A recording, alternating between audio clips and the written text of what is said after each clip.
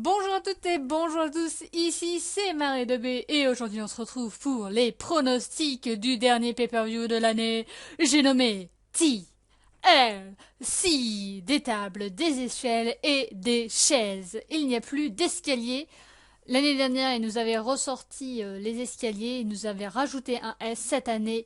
Eh bien, ils ont enlevé tout ça, ils ont compris que ça servait à rien. On parlera évidemment des pronostics, on parlera des potentiels matchs qui pourraient être ajoutés, notamment le pré-show. Pour l'instant, nous n'avons pas de match pour le pré-show, mais on susurre qu'il y aurait un Stardust contre Titus O'Neil, puisqu'il se cherche des noises. C'est en attendant, je vous le dis clairement, que Cesaro se rétablisse au niveau de son épaule. Donc ils ont fait ça en attendant. Je pense que si c'est en pré-show, Titus O'Neil a clairement des chances de gagner. Malheureusement, Stardust, il était question de le mettre en avant, il était question de le pusher, d'avoir une bonne storyline et qu'il devienne face. Et en fin de compte, j'ai l'impression que c'est un petit peu aux oubliettes tout ça. Donc moi j'espère qu'il va gagner Stardust parce que je trouve qu'il mériterait quand même d'avoir un peu plus de spotlight, un peu plus de choses de grande envergure et en fin de compte il est un petit peu laissé sur le côté. Donc j'espère, mais malheureusement je pense que c'est quand même Tatus qui va gagner.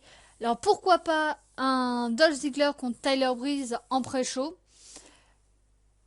Là j'y pense un peu moins, c'est des rumeurs qui sont tombées avant la carte. Et on l'a déjà vu une fois au pay-per-view, une fois quand il a débuté, et là à SmackDown il y a eu encore un match entre Tyler Breeze et Dolph Ziggler, donc ça fait quand même beaucoup de matchs, donc ça m'étonnerait qu'ils en remettent encore une couche lors de ce pay-per-view, mais pourquoi pas. Et le dernier match, ce serait Neville en action. Alors pourquoi Neville?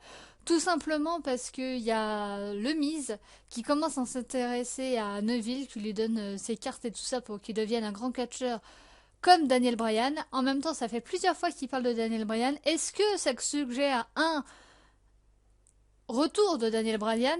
Apparemment non, parce que d'après les dernières informations, Daniel Bryan n'aurait toujours pas le feu vert des médecins de la WWE pour venir cacher, et on susurre même que peut-être ce serait sa fin de carrière à la WWE et donc qu'il ferait autre chose. En tout cas, pourquoi pas Neville en action avec le Miz qui viendrait l'aider pour lui prouver qu'il faut qu'il rejoigne son écurie. Moi j'ai peur parce que vous savez très bien que tous les gens qui sont allés avec le Miz, après, on les a plus vus. Damien Mizdo, pour pas le citer. Voilà, alors peut-être que Damien Mizdo est un main event ou superstar show que je ne regarde pas, mais en tout cas depuis qu'il n'est plus Damien Mizdo, qu'il est redevenu Damien Sando et qu'il n'était plus en équipe avec Cody Rhodes, les Rhodes Scholars, qu'il était avec le Miz, entre-temps il y a eu une période où on l'a pas vu, et là, eh bien, il est retourné dans le néant, malheureusement pour lui. Je trouve ça assez dommageable, mais en même temps, le Miz n'a pas grand-chose non plus. On va parler des matchs qu'on est sûr d'avoir pour ce TLC. Au revoir les supputations. N'oubliez pas, vous, si vous avez d'autres suggestions pour d'autres matchs que je n'ai pas pensé, de le dire en commentaire, comme ça, eh bien, nous confronterons notre point de vue. Le premier match qu'on va parler, c'est un match simple entre Rousseff et Ryback.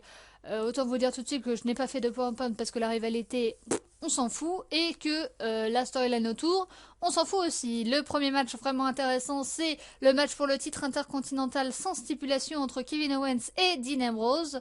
Le second match, ce sera un tag team triple threat, attention, avec des échelles. Donc vous aurez les Lucha Dragons, les New Day et les Who's Ho. Le match suivant, ce sera le match pour le titre des Divas sans stipulation. On parlera d'une peut-être stipulation qui pourrait être ajoutée à la dernière minute, à savoir un match en fin de l'échelle, le premier match de l'échelle pour les filles concernant la WWE. Il y a eu certaines rumeurs qui avaient dit qu'on aurait ce match de l'échelle là à TLC. Malheureusement, pour l'instant, c'est toujours un match simple entre Charlotte et Paige. Du côté de Charlotte, nous aurons son papa Ric Flair. Pourquoi? Tout simplement parce qu'elle est considérée comme la fille 2 et qu'on la présente comme la fille 2. Donc, on l'a réduit à être une fille 2. Voilà, j'espère que j'étais assez clair. Le match suivant, ce sera un 8-man tag team elimination match entre la Wyatt Family, j'ai nommé Bray Wyatt, Luke Harper, Eric Rowan et Braun Strowman. Et du côté des faces, nous aurons les Dudley Boys. Nous aurons Tommy Dreamer et Rhino. Rhino qui vient tout droit de NXT. Le match suivant, ce sera un match Alors ce sera un match 8-man, un match de table, voilà, j'ai oublié de le préciser, ce sera un 8-man tag team elimination match, mais en plus avec des tables.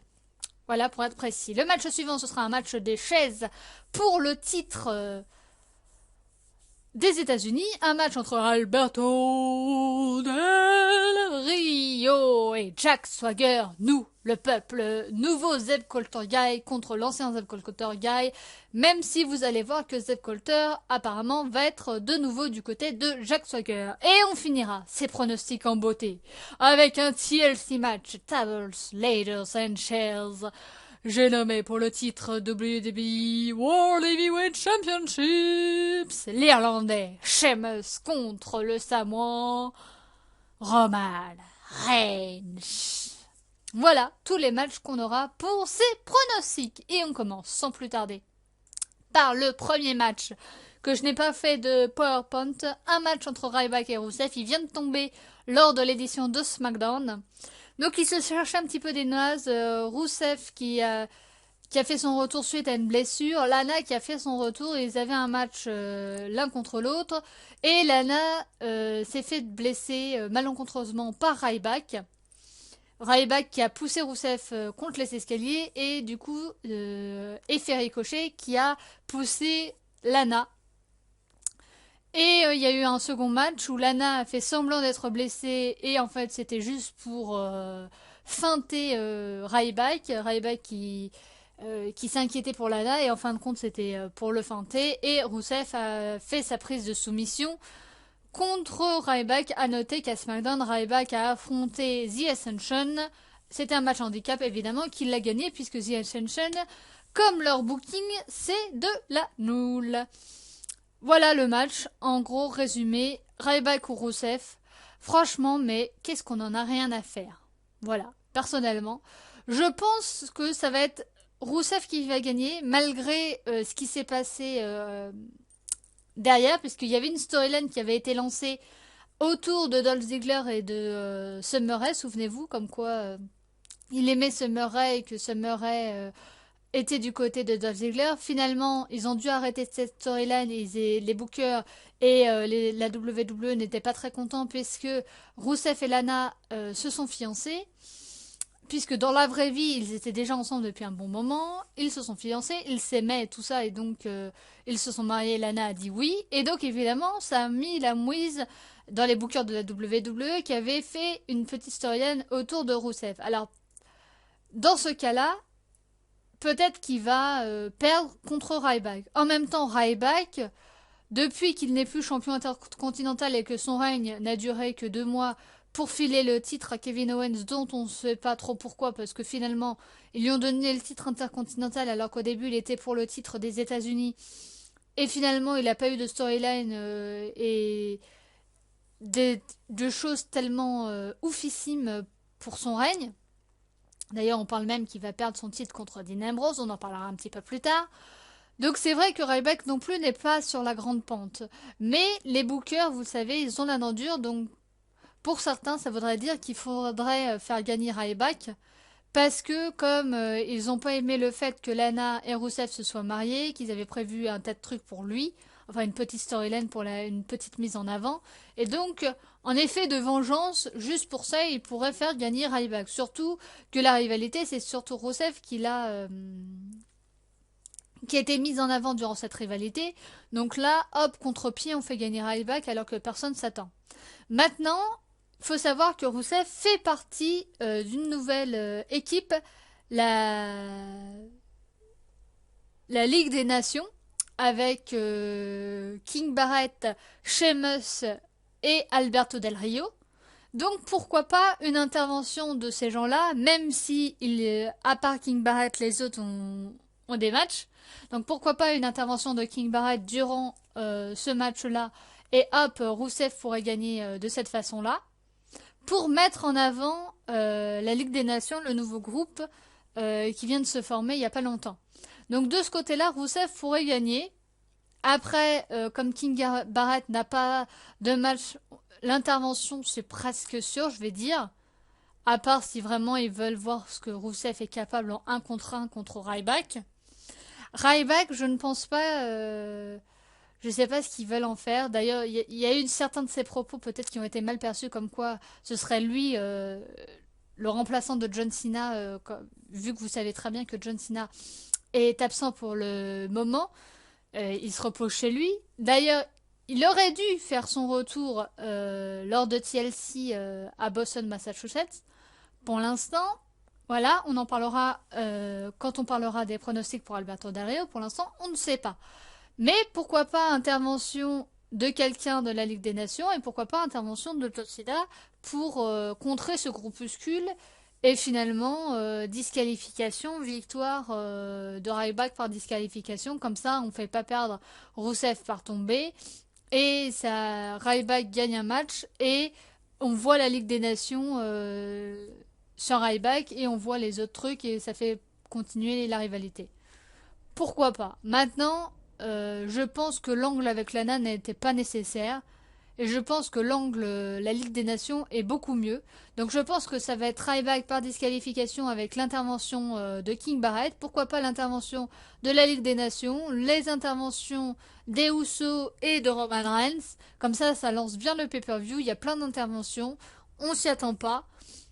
Pourquoi pas? Et finalement, c'est le Face qui gagne. Mais Rusev n'a pas perdu de crédibilité. Je pense que c'est la meilleure stratégie parce que faire perdre Rousseff alors qu'il est dans la Ligue des Nations maintenant, même s'ils n'ont pas trop aimé le fait qu'il se marie avec Lana, voilà, ça ne décrédibilise pas le groupe avec une personne qui n'arrête pas de perdre tout le temps. Je pense que c'est la meilleure stratégie à avoir. Le second match qu'on va donner, les pronostics, c'est le match pour le titre intercontinental, un match simple. Alors Rusev contre Ryback, ce sera un match simple aussi. Entre Kevin Owens et Dean Ambrose pour le titre intercontinental. Donc là, il y a eu un triple threat match pour désigner le challenger numéro 1 entre Dolph Ziggler, Dean Ambrose et Tyler Breeze. C'est Dean Ambrose qui a gagné, évidemment. On a eu un match Kevin Owens qui avait un match contre Stardust et qui a gagné. Et évidemment, Dean Ambrose est intervenu et lui a jeté son coca à la figure. Et il y a eu la signature de contrat à SmackDown. Et évidemment, comme toute signature de contrat, c'est fini, comme d'habitude, en catfight. Vous connaissez le truc. Donc là, Kevin Owens ou Dean Ambrose, autant vous dire que la rivalité, voilà, elle n'était pas très passionnante. Kevin Owens, comme je vous l'ai dit, les bookers au début voulaient qu'il ait le titre des États-Unis quand John Cena était encore champion des États-Unis. Finalement, ils l'ont bifurqué sur le titre intercontinental. Depuis, il n'y a pas eu vraiment de rivalité autour, ni de storyline, et pas beaucoup de mise en avant de Kevin Owens. En fait, j'ai un peu l'impression qu'on lui a donné ça juste pour lui dire, bon bah, hein, on te donne ça pour l'instant, puisqu'on sait pas trop quoi faire de toi. Et de l'autre côté, vous avez Dean Ambrose, le montant. Dean Ambrose qui est toujours là où on ne l'attend pas. Et je pense très clairement que pour la fin de cette année, ils vont faire changer de titre et mettre Dean Ambrose avec le titre intercontinental. Je pense. Je pense pas que Kevin Owens va finir cette année avec le titre intercontinental. Ce serait bien que Dean Ambrose ait un titre parce que depuis qu'il a eu le titre des États-Unis, souvenez-vous, c'était à l'époque du Shield. Depuis, il n'a pas eu d'autres titres. Ce serait bien qu'il ait un autre titre. Voilà. Je dis ça, je dis rien. Donc pour moi, dans mon cœur, ce sera Dean Ambrose par tombée. Et Kevin Owens, comme les bookers n'ont pas l'air de trop savoir quoi faire, bah pourquoi pas faire gagner Dean Ambrose et lui donner le titre. Voilà, je me dis pourquoi pas. Ou sinon faire gagner Kevin Owens, mais continuer la rivalité. Pourquoi pas aussi, mais mes préférences iront pour Dean Ambrose par tombée. Le match suivant, c'est un match ladder match, un triple threat ladder match, avec les Lucha Dragons, les New Day et les Usos. Donc qu'est-ce qui s'est passé? Il y a eu un match pour désigner le challenger numéro 1 entre les Lucha Dragons et les Usos. Finalement, les New Day sont intervenus, ils ont dit comme ça, personne sera challenger numéro 1. Finalement, il y a eu un match entre Roman Reigns et Sheamus où pour le titre WWE poids lourd, Roman Reigns devait battre Sheamus en moins de 5 minutes 15 secondes pour que Dean Ambrose ait son match pour le titre intercontinental et pour que les Usos soient dans ce triple threat match. Comme il a gagné par disqualification finalement, eh bien ils ont resté leur place. Les Lucha Dragons ont affronté les New Day, ils les ont battus à 2 reprises, puisqu'à SmackDown ils les ont réaffrontés et ils les ont battus aussi. Donc est-ce que ce sera les Lucha Dragons, les New Day ou les Usos qui repartira avec ce titre qui sera accroché en haut d'une échelle? Donc là, moi je suis ravie qu'on ait un match, un ladder match. Je pense que c'est clairement un test pour les Lucha Dragons. Parce qu'au début, c'était un match simple. Et je pense très clairement qu'ils ont mis un match des échelles, qu'ils ont rajouté la stipulation des échelles pour faire un test par rapport aux Lucha Dragons. Comme vous le savez, les Lucha Dragons auraient dû être champions à Elimination Chamber et que c'était un test pour eux. Et comme ils ont foiré, puisqu'ils ont énormément botché et qu'ils n'étaient pas très... comment dire, ils ont dans cette chambre des éliminations, et ben ils n'ont pas été à la hauteur pour les bookers de la WWE, donc ils ont donné le titre à une autre équipe. Donc je pense très clairement que c'est un test. Concernant les New Day et les Usos on sait très bien que c'est des High Flyers. Les New Day, ils auront l'avantage du nombre, très clairement, puisqu'il n'y aura pas de disqualification. Donc Xavier Woods pourra intervenir comme il le veut. Pour les Usos, alors il faut faire attention parce que l'un des deux est blessé au niveau de son genou et ça fait plusieurs fois qu'on a vu des matchs où il était blessé au niveau de son genou et il se plaignait. Donc malheureusement, je pense pas que ce soit les Usos qui vont gagner le match parce que l'un des deux est blessé au genou. Retour des Usos en force. Je pense très clairement qu'au début, ils voulaient faire changer les ceintures et les mettre aux Usos. Mais comme il y en a un des deux qui est blessé au genou, est-ce qu'il va réussir à faire tout le match? Ça, c'est la grande question. Est-ce que son genou va tenir tout le match? Parce que si son genou tient tout le match, les champions, ce sera eux. Les New Day, voilà, c'est fini. Voilà. Même si ils ont été du côté de la Ligue des Nations et tout ça, des Nations d'ailleurs, avec l'accent anglais, c'est mieux. Je pense pas qu'ils vont conserver leur ceinture. On va faire un changement de ceinture. Maintenant, comme les Usos sont du côté évidemment de Roman Reigns et Dean Ambrose, peut-être qu'on aura la Ligue des Nations qui va intervenir et donc couper l'herbe sous le pied des Usos pour devenir champions. Mais très clairement, les Usos sont champions, normal, puisqu'ils étaient partis champions. Il y en a un des deux qui est blessé. Ils ont été longtemps absents, donc là il revient, paf, champion, ce serait assez logique. Maintenant, comme je ne sais pas si c'est le même qui était blessé au genou, ça faudrait regarder sur internet si c'est le même qui était blessé au genou qui est là de nouveau blessé à son genou. Mais est-ce que son genou va tenir tout le match et est-ce que c'est pas un peu trop dangereux un match des échelles avec un genou qui tient à moitié? Ou sinon c'était un petit coup de bluff de la WWE pour nous faire croire qu'il avait son genou blessé et que finalement ils aient les titres. Donc moi personnellement j'irais plus quand même vers les Usos. Les New Day je pense pas qu'ils vont conserver leur ceinture. Tout simplement parce que je pense très clairement qu'ils ont attendu le retour des Usos pour donner le titre aux Usos. Et qu'après, enfin, on ait quelque chose d'intéressant dans cette division par équipe, puisque les Dudley Boys, maintenant, qui sont occupés avec la Wyatt Family, bah, c'est toujours le vide. Et même quand il y avait les Dudley Boys dans cette division par équipe, ils ont perdu 3 fois contre les New Day. Voilà, pourquoi on leur a pas donné un petit run d'1 ou 2 mois et qu'ils soient 10 fois champions par équipe, je ne sais pas, personnellement. Mais les New Day champions, je pense que la WWE, comme je vous l'ai dit, attendait que les Usos reviennent pour leur donner le titre, pour qu'après, moi je pense qu'ils vont faire ça, avoir les Brothers of Destruction, Kane et l'Undertaker, qui viennent dans cette division par équipe et qu'on leur donne un règne de 1 ou 2 mois pour, comme c'est le dernier run de l'Undertaker jusqu'à WrestleMania, qu'on lui donne un petit truc avec son frère.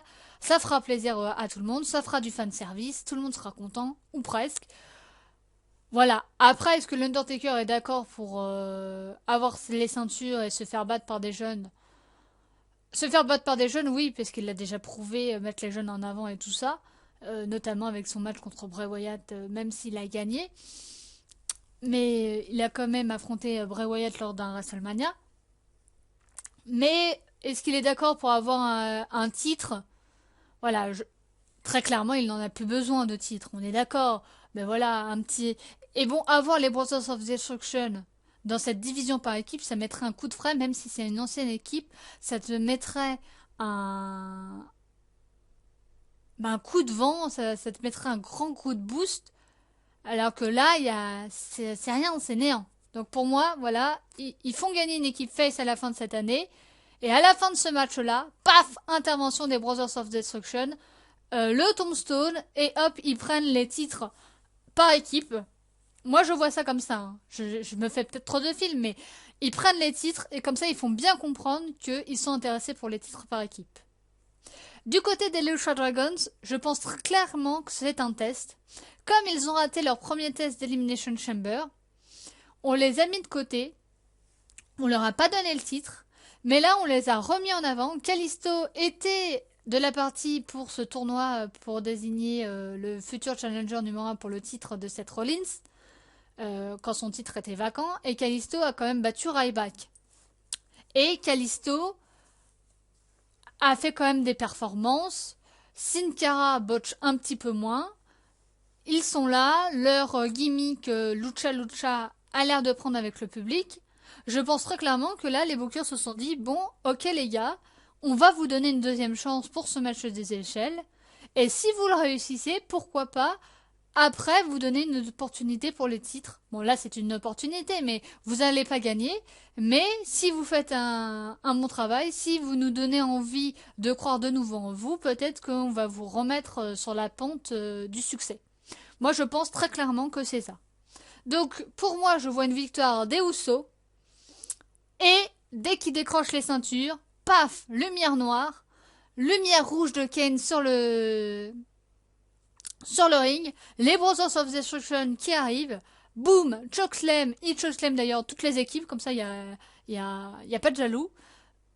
Hop, tombstone, et là, ils prennent les titres, ils font un genou à terre et tout ça, et là, tout le monde a compris qu'ils entrent dans la danse pour les titres par équipe, et je pense très clairement que c'est la meilleure chose à faire, alors j'espère franchement que la WWE va faire ça pour ce pay-per-view, donc là, je dis les Usos. Le match suivant, c'est le match pour la ceinture des divas entre Charlotte et Paige. Du côté de Charlotte, nous aurons son papa Ric Flair. Donc la rivalité, le pay-per-view dernier, nous avions le match Charlotte contre Paige où Charlotte a gagné par soumission, mais le bras de Charlotte était contre les cordes, donc il y a eu le rematch le lendemain lors de Raw. Lors de Raw, nous avions eu un décompte à l'extérieur parce que les deux catcheuses ont fini à l'extérieur. Paige s'est vengée en faisant son PTO sur la table des commentateurs. À noter que Charlotte a battu Becky Lynch en faisant une technique de heal. Elle a fait semblant d'avoir mal à son genou. Son père est venu sur le ring pour savoir ce qui se passait et finalement, hop, comme si de rien n'était, ni vu. Je me rappelle plus de l'expression. Ni vu, ni pris, je t'embrouille. Voilà, on va dire ça comme ça, parce que je me rappelle plus de l'expression. Et elle a battu son amie Becky Lynch. Alors, est-ce que Becky Lynch va être du côté de Charlotte ou va la trahir lors de ce match? Vu que c'est un match simple, je ne sais pas. Et on a fini avec Miss TV, où Charlotte était l'invitée du Miss TV avec son père Ric Flair, et Paige qui a claqué Ric Flair et Charlotte qui s'est vengée sur Paige. À noter que Becky Lynch a affronté Paige et que Charlotte s'en est mêlée et Becky Lynch l'a très mal pris. Voilà. Paige ou Charlotte pour cette ceinture des divas, faites votre choix, faites votre jeu, rien ne va plus. Alors, il y avait certaines rumeurs qui disaient que Ric Flair était là lors de Raw pour nous dire, lors du Miss TV d'ailleurs, pour nous dire que le match, elle affronterait Paige, mais elle affronterait Paige lors d'un ladder match, le premier ladder match dans l'histoire de la WWE. Et depuis, c'était une rumeur insistante. Hein. Et en fin de compte, il nous a rien annoncé du tout. Pour l'instant, c'est toujours un match simple. Donc, est-ce que à la dernière minute, ils vont nous dire, bah finalement, c'est un match de l'échelle? Pourquoi pas? Peut-être qu'ils gardent ça surprise jusqu'au bout. Ou peut-être qui se sont ravisés et qui se sont dit un match de l'échelle, non, on va faire un match simple. Alors, moi je trouverais ça complètement idiot si c'est le cas. J'espère vraiment que ce sera un match de l'échelle. La première fois qu'on mettra un ladder match pour les filles, franchement, mais voilà, c'est un coup de boost pour cette division féminine, qui est pareil comme la division par équipe, c'est le désert, c'est le néant. Moi, j'espère vraiment que ce sera un match de l'échelle. Maintenant, comme on n'a toujours pas eu de nouvelles, je pense malheureusement qu'ils se sont ravisés que ce sera un match simple. La question, c'est est-ce que Becky Lynch sera du côté de Charlotte ou sera du côté de Paige? Moi, je pense très clairement que y aura le père de Charlotte, évidemment, qui va intervenir, puisque comme il est sur le côté, évidemment, qui va intervenir, et que Becky Lynch, en voyant ça, va penser que son match, que ce sera la même chose que son match, et qu'elle va intervenir pour que le père de Charlotte n'intervienne pas. Et qu'il y aura une embrouille entre Charlotte et Becky Lynch, et qu'il fasse gagner Paige. Voilà. Très clairement, je pense que c'est ça qui va se passer. De toute façon, Paige a survolé cette rivalité. Franchement, c'est Paige qui a tout donné. Et Charlotte, mais c'était que l'ombre d'elle-même. Et en fait, je pense que c'était une clairement mauvaise idée de la lancer comme la fille d'eux et qu'elle se cantonne qu'à être la fille d'eux. Parce qu'elle n'a aucune personnalité, elle a aucun charisme. Et être la fille de Ric Flair, bah c'est bien d'être la fille de Ric Flair, mais à un moment donné, il faut prouver que t'es digne d'être la fille de Ric Flair. Il faut que tu montes sur le ring, que t'es capable d'être toi-même Charlotte. Et en fin de compte, à la réduire à être une fille d'eux, bien, moi je suis contre. Alors je ne connaissais pas Charlotte avant parce qu'elle était à NXT et je ne suis pas à NXT. Alors peut-être qu'à NXT elle était meilleure que ça, mais là je trouve son règne fade. Je regrette presque le règne de Nikki Bella, c'est pour vous dire. Alors que Nikki Bella il se passait pas grand-chose, ben là c'est pire parce qu'en plus de se passer pas grand-chose, eh bien on la présente comme la fille d'eux, on l'a réduit à être la fille d'eux. Et là la rivalité avec Paige, comme je vous l'avais dit précédemment, moi j'avais pas trouvé ça fou. Et là, il s'est pas passé grand-chose. Bon, mettre une claque à Ric Flair, bon, c'est pas ça qui va faire décoller le truc, quoi. Mais Paige a cette hargne, elle a cette, voilà, elle a cette fougue, elle est énervée. Et moi, j'aime bien ce côté heel de Paige. Et son premier règne n'avait pas été convaincant pour moi. Peut-être qu'ils vont lui redonner une seconde chance. Et pour moi, Paige, mais à 2000%, parce que Charlotte, c'est la platitude totale et je regrette presque le fait que Nikki soit plus là, c'est pour vous dire. Alors que Nikki, à la fin, j'en avais marre qu'elle soit championne juste pour péter le record de Edge Lee. Voilà, je rappelle ça pour ça.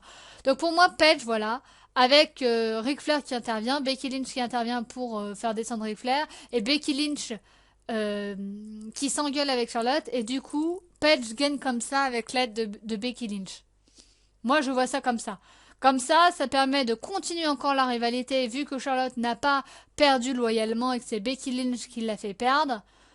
Et Paige qui s'en sort avec une technique de heal. Donc Paige, par tomber, les prises de soumission, je pense pas que ce soit le cas. On continue avec un 8-man tag team elimination match. Un match de table, donc nous aurons la Wyatt Family, Bray Wyatt, Luke Harper, Eric Rowan et Braun Strowman. Et nous allons avoir les Dudley Boys, Tommy Dreamer et Rhino de l'autre côté.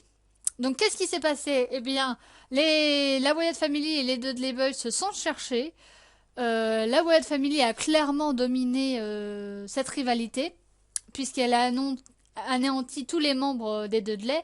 Les Dudley ont dit vous avez votre famille, nous aussi, et là nous avons eu l'arrivée de Tommy Dreamer. Malheureusement Tommy Dreamer, comme les autres, a succombé au Sleeper Hall de Braun Strowman, et on a eu un match, un 8 match. Alors attendez, 4 et 4-8. Je crois qu'ils étaient 4 par coin. Je crois. Il y avait la Wyatt Family, il y avait la Ligue des Nations, il y avait les Dudley Boys, enfin l'équipe des Dudley Boys et l'équipe de Roman Reigns, de Dean Ambrose et des Usos. résultat, c'est la Ligue des Nations, je crois, qui a gagné, dans mes souvenirs. Avec l'arrivée, évidemment, de Rhino. Rhino qui a...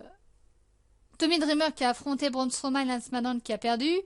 Rhino, tout droit venu de NXT, qui a fait ses débuts. Alors, est-ce qu'il a combattu Rhino? Je crois qu'il a combattu en équipe contre la Wyatt Family et qu'ils ont perdu. Je crois bien. Ou alors ils ont gagné par disqualification, mais ils se sont fait décimer, ce qui revient à peu près à la même chose. Donc, est-ce que ça va être la Wyatt Family ou les Dudley Boys? Personnellement, j'espère que ce sera la Wyatt Family qui va gagner ce 8-Man Tag Team Elimination Match, match de table. Déjà, ça sera un match long. J'espère. Puisque pour éliminer quelqu'un, il faudra qu'il passe à travers une table.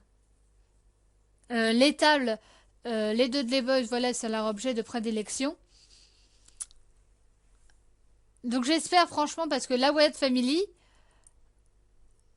je trouve que ce qui tient, c'est Bray Wyatt. Bray Wyatt avec son cara design, son personnage un peu loufoque et tout ça, il tient cette Wyatt Family. Les autres, Luke Harper, oui, voilà, très bien. Eric Rowan, un peu moins bien. Braun Strowman, bah, voilà, vous le savez, Braun Strowman, j'ai un peu de mal à se faire. Mais Bray Wyatt fait le... C'est lui, voilà. La Wyatt Family, pour moi, ça se résume à un mec, c'est Bray Wyatt. Mais à force de perdre, à force de d'avoir des rivalités pas très passionnantes, parce que là, la rivalité contre les Dudley Boys, on sait pas trop pourquoi il y a eu cette rivalité-là. Personnellement, si quelqu'un arrive à me dire pourquoi on a eu ça, voilà, bah dites-le, parce que moi, j'ai pas trop compris. Ils étaient avec l'Undertaker et Kane, les Brothers of Destruction. Ils en étaient là, ils en étaient à je vais redevenir le visage de la peur et tout ça. Et finalement, on passe, sans queue ni tête, à les Dudley Boys. Pourquoi? Je ne sais pas. Du côté des Dudley Boys, eh bien, comme je vous ai dit, ils ont eu des matchs pour les titres par équipe. Ils ont perdu 3 fois de suite. 2 fois par disqualification, 1 fois en normal. Donc on les a fait venir. Moi, je pensais très clairement qu'ils allaient avoir au moins un petit run pour qu'ils deviennent 10 fois champions par équipe. Comme ça aurait fait 10 times WWE Tag Team Champion. En plus, l'équipe fonctionne bien auprès du public. Là, à l'arrivée de Tommy Dreamer, alors selon les informations que j'ai, Tommy Dreamer serait là jusqu'en janvier. Et la venue de Rhino, qui était à NXT et qui maintenant est dans le roster principal. Alors, la seule crainte, c'est est-ce qu'ils vont faire gagner la Wyatt Family par rapport à Tommy Dreamer et par rapport à Rhino, c'est une possibilité. Voilà. Parce que faire venir Tommy Dreamer, un ancien ou toujours de la ECW, je ne sais pas parce que je ne suis pas cette fédération, mais c'est quelqu'un de la ECW. Rhino, qui vient tout droit de NXT, normalement, vous avez 2 gars comme ça, vous faites gagner l'équipe, puisque vous avez deux comme ça. Mais d'un autre côté, la Wyatt Family, bah à force de perdre, ça devient pas trop crédible leur truc. Même si à chaque fois ça reprend, même si à chaque fois ils ont le côté heal et tout ça, bah à force de perdre, on va plus y croire à leur truc. Nous sommes les meilleurs et tout y contient. Alors heureusement qu'ils disent pas ça. Mais le visage de la peur, pour être un minimum être ça dans le personnage, le visage de la peur, bah, il faudrait qu'on ait peur d'eux. Et avoir peur d'eux, c'est pas qu'une expression pour moi, c'est gagner des matchs et être et faire des choses dans le match. Vraiment, on te dit un peu comme l'Undertaker, quoi. L'Undertaker, dès qu'il arrive sur un ring, à l'époque, c'était oh là là, presque on se pisse dessus, quoi. Bon, plus maintenant parce qu'il est vieux et que voilà, il peut plus faire les choses comme il faisait avant. Il tient plus son personnage trop. Mais la Wyatt Family, avoir peur, être le nouveau visage de la peur, c'est pas que dans l'attitude. Il faut le montrer aussi. Et à force de perdre tous les matchs qu'on leur donne, bah ce côté-là, moi j'ai peur que ça disparaisse et que les gens à la force ils rigolent parce qu'ils se disent non mais tu crois qu'on a peur de toi? Non mais faudrait peut-être que tu nous prouves par tes actes que tu fais vraiment peur et pas que en parlant. Donc voilà, moi j'ai un peu peur de ça. J'ai un peu peur que la Wyatt Family perdre cette rencontre alors que c'est eux très clairement qui ont dominé cette rivalité, c'est eux qui ont tout fait comme à chaque fois, et comme à chaque fois, ils vont perdre. Parce que quand c'est comme ça, c'est qu'ils perdent. Mais voilà, je vais pas être logique, je vais dire la Wyatt Family. Parce qu'ils ont toutes les chances de perdre, mais moi, pour une fois, j'aimerais bien qu'ils gagnent. Donc je vais dire la Wyatt Family. Je pense pas que les 4 vont rester. Je pense que Eric Rowan va être le premier éliminé, mais que Bray Wyatt va rester. Luke Harper va rester. Braun Strowman, l'indestructible, je pense qu'il va rester. Mais Eric Rowan, voilà, éliminé. Et de l'autre côté, élimination des Dudley. Et les deux qui vont rester pour moi, qu'on verra et qu'on mettra en avant, ce sera évidemment Tommy Dreamer et Rhino. Tommy Dreamer éliminé. Et le dernier, ce sera Rhino. Pour mettre bien en avant quelqu'un qui vient d'NXT. Voilà, ce sera son premier grand match bon, en équipe et tout ça, mais qu'on le mette en avant pour montrer ce qu'il vaut. Donc je dis la Wyatt Family, même si c'est pas très logique, vu que de l'autre côté nous avons Tommy Dreamer et Rhino, et que normalement, dans toute logique, ce serait eux qui devraient gagner le match. On continue avec le match pour le titre des États-Unis, un match de chaise entre Alberto Del Rio et Jack Swagger, nous, le peuple. Donc qu'est-ce qui s'est passé? Eh bien, Alberto Del Rio a affronté Roman Reigns dans le premier tour. Non, pas dans le premier tour, mais dans la première demi-finale, voilà, pour le titre vacant WWE poids lourd. Évidemment, il a perdu. Et on a eu Jack Swagger qui a affronté Alberto Del Rio. Jack Swagger a gagné par disqualification vu qu'Alberto Del Rio a pris une chaise. Alberto Del Rio a affronté Goldust. Il a gagné contre Goldust et Jack Swagger est venu et évidemment il y a eu un coup de chaise et tout ça. Et à la fin, il a menacé son ancien... Enfin, pas vraiment menacé, mais on va dire qu'il lui a un petit peu crié dessus. Zeb Coulter en lui disant non mais qu'est-ce que tu fous et tout ça. Résultat, on a eu en backstage Alberto Del Rio qui a dit à Zeb Coulter qu'il n'avait plus besoin de lui, qu'il allait... qu'il devait, s'il voulait, être du côté de Jack Swagger. Et lui, Alberto, comme je vous l'ai dit, est du côté de la Ligue des Nations. Voilà. Bon, le push de Jack Swagger, nous le peuple, je pense que c'est un push comme à chaque fois avant son départ, puisque oui, Jack Swagger était en fin de contrat. Alors pourquoi j'utilise l'imparfait et pas et en fin de contrat? Tout simplement parce qu'avec les différents blessés et tout ça, peut-être qu'on lui a demandé du coup de rester. Surtout que Jack Swagger n'aurait pas dû affronter Alberto Del Rio lors de ce TLC. Non, non, non, non, non. C'était John Cena, voilà, désolé, hein, je cherchais son nom, le pauvre. C'était John Cena qui aurait dû affronter Alberto Del Rio chez lui à Boston, Massachusetts, et qui aurait dû gagner, voilà, je vous le dis, contre Alberto Del Rio et qui aurait dû remporter ce titre. Malheureusement, comme Seth Rollins s'est fait blesser, au Survivor Series, Alberto Del Rio n'a pas défendu sa ceinture. Résultat, il a eu un mois tranquille où il est resté champion. Et là, c'est sa première défense de titre. On n'allait pas lui faire perdre, je pense, même si c'était contre John Cena, sa première défense de titre contre John Cena à TLC, alors qu'il était que 2 mois champion et que c'était sa première défense de titre. Voilà.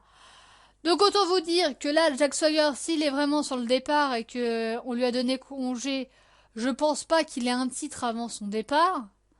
Et que comme c'est la première défense de titre d'Alberto Del Rio, puisque le mois dernier il n'a pas défendu sa ceinture, et que même si ça fait 2 mois qu'il est champion, là c'est sa vraiment première défense de titre, pour moi ce sera Alberto Del Rio qui va gagner ce match. Surtout qu'il y a la Ligue des Nations, donc peut-être intervention. Peut-être du coup, dans ce match, voilà, je vous le dis, victoire d'Alberto Del Rio et intervention à la fin de John Cena. Alberto Del Rio qui continue de s'en prendre à Jack Swagger et intervention de John Cena pour défendre Jack Swagger et rivalité qui s'enclenche entre Alberto Del Rio et John Cena. Moi, je vois ça comme ça. John Cena qui effectivement revient chez lui à Boston, Massachusetts, mais qui n'a pas tout de suite un match pour le titre des États-Unis. D'ailleurs, est-ce qu'il sera toujours prétendant numéro 1 pour le titre des États-Unis? Maintenant, ce qui se passe avec le titre WWE poids lourd, peut-être qu'ils vont le bifurquer directement vers le titre poids lourd, parce que c'était censé ce qu'ils devaient avoir.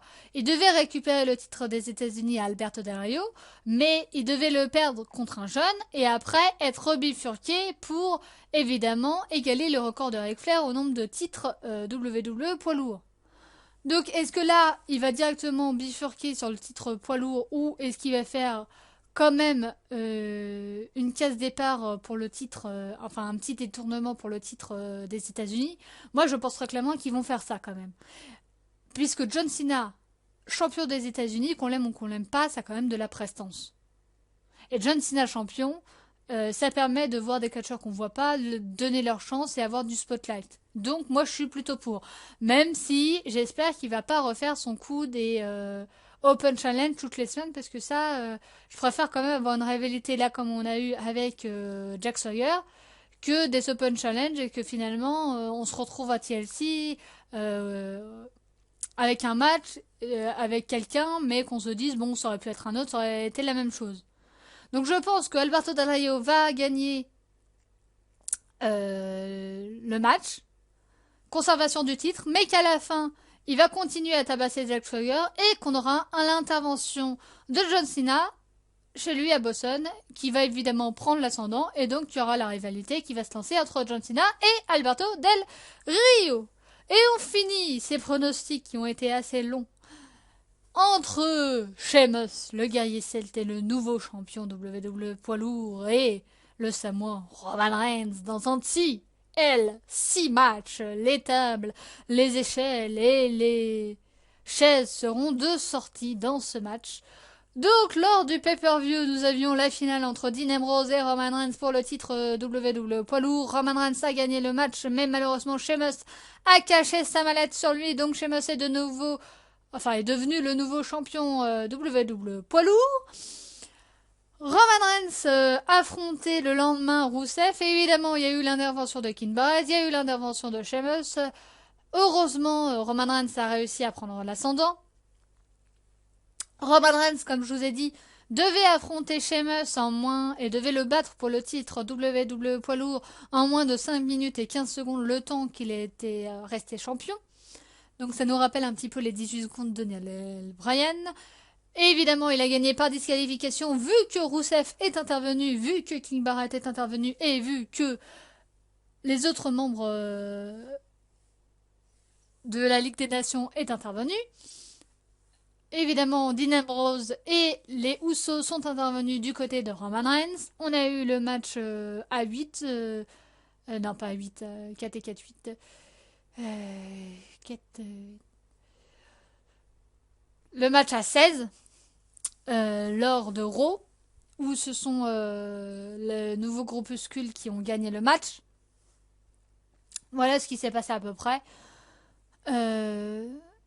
On a eu un match aussi entre la Wyatt Family,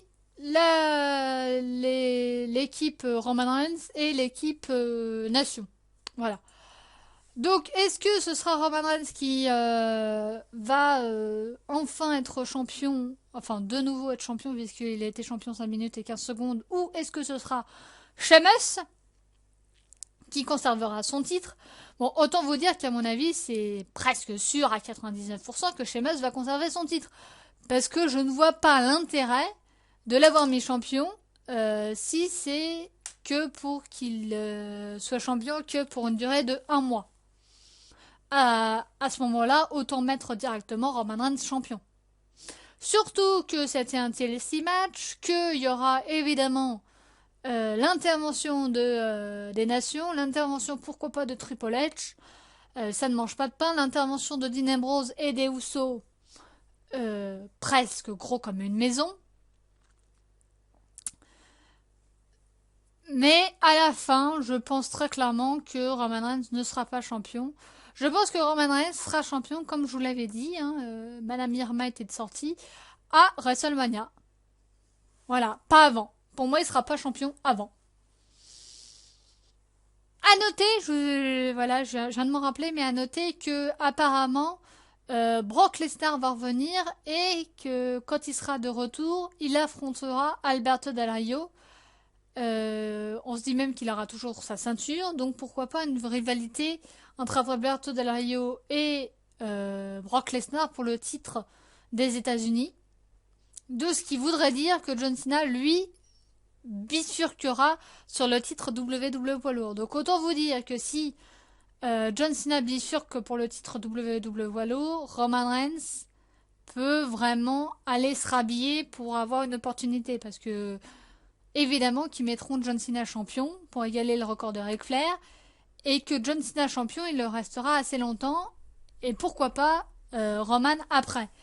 Mais comme je vous avais dit, moi je pense que Roman Reigns sera champion, comme les rumeurs l'indiquaient, à WrestleMania. Pas avant. Voilà, je pense que là c'est trop tôt, ils ont mis Sheamus champion.